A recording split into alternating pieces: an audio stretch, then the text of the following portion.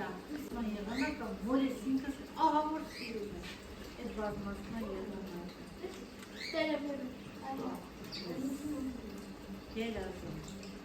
Տերևներով, ես այստեղ գրել եմ, որ դες ցույց տամ,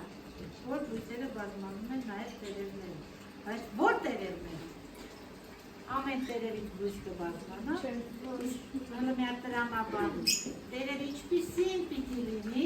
որ ինքը կարենա արմատ արձակի և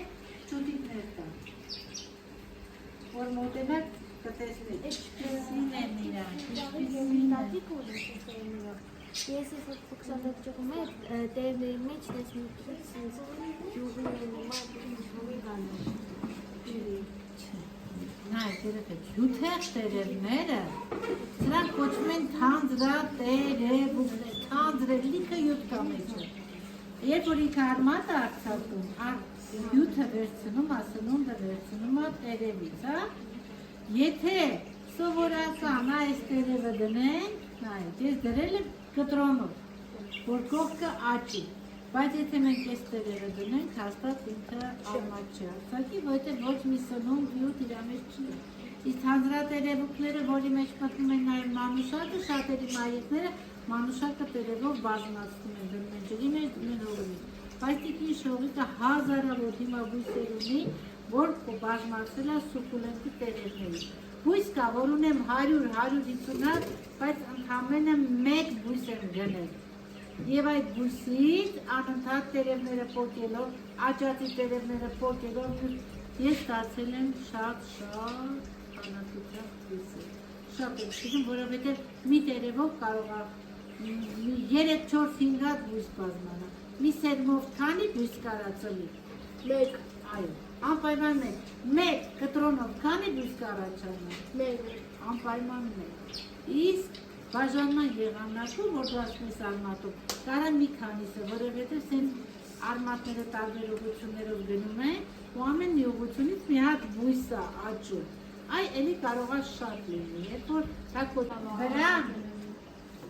ցելոֆանե տոպրակով կամ շշով հող ենք հագցնում այնպես, որ այդ կտրած մասը հողով պատված լինի։ Կանցի միաժամանակ շատ վիդեոներ կան, որ նայք ինքան հետաքրքիր է, ինքը արմատներ կարձակի, կանցի միաժամանակ, և տակից կճտրենք ու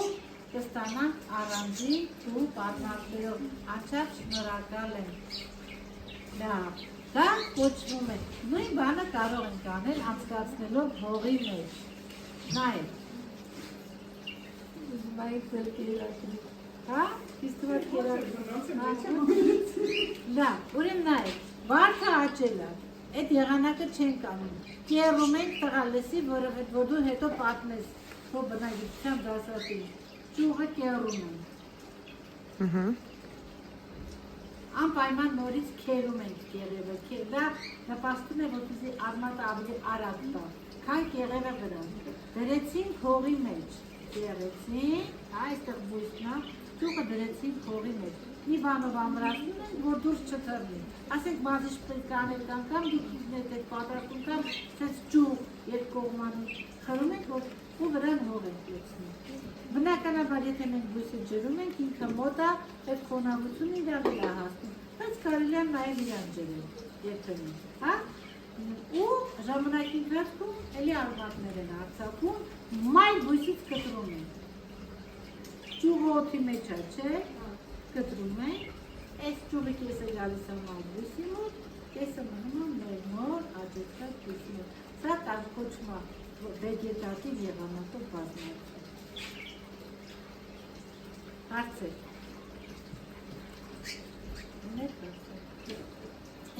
Մի հետաքրքիր բան էլ ասեմ, ու մի խնդրանք ունեմ, դու կարատ ես գնալու ես։ Արդեն, բայց ես չգնալու ես գնալու։ Երեխեք, ես խնդրում եմ այնտեղից օշինդր հավաքել։ Հետո կբերեք կտակ ընկեր Սուզին, օշինդրը դա արտաթագույն տերևներ է, շատ կարատեսում։ Ինքը ես օգտագործում եմ օշինդրը բույսերի հիվանդությունները վերացնելու համար։ ինքը դեղամիջոց է։ Օշինդրը նայել մարդու համար է շատ օգտակար։ Օրինակ, երբ որ ուղղությունային նոր թույլն է սկսում հիվանդությունը, եթե իրան օգտագործենք, չափաբաժինը ճիշտ պահպանելով, անպայման կօգնի, որ հիվանդությունը հետ նահանջ կա։ Եվ միսետ բան, ինչու է օշինդրը օգնում, ցանկացած բույս, որը ունի շատ գառը, ինքը լիքը հիվանդություններ է ունի։ Դրա մեջ է նաև այդ բույսերի շարքին է պատկանում նաև օշինդրը։ Լավ, ուրեմն ես